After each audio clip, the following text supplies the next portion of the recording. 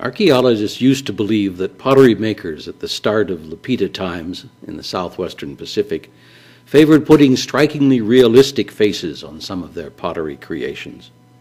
It was only after a time that Lapita pottery makers started favoring more abstract and esoteric ways of decorating their wares.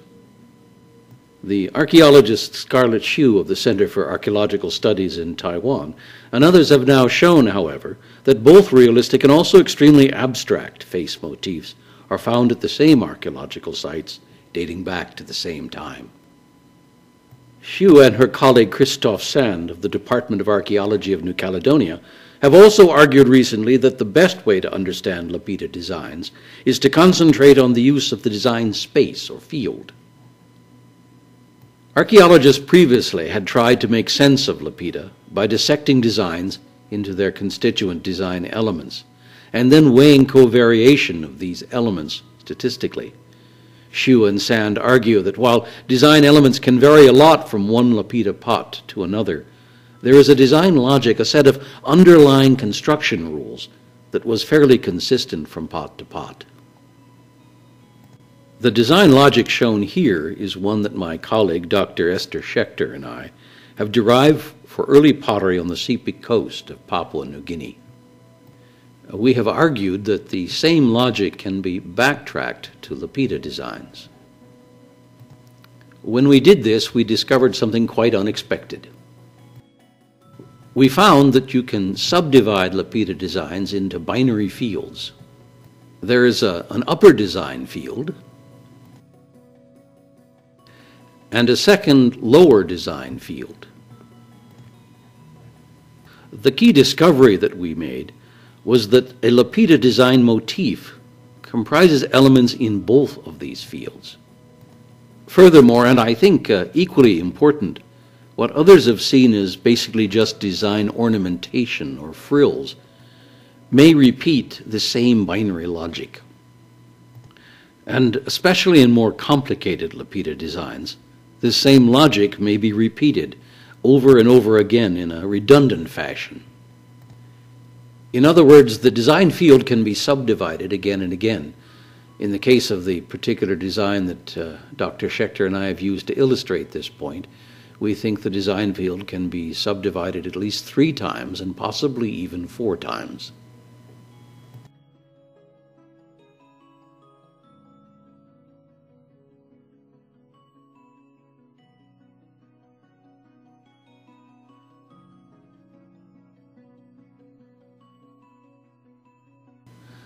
The fourth subdivision requires you to change the orientation of the design elements involved, and in this case it may be going too far, although again maybe it isn't going too far.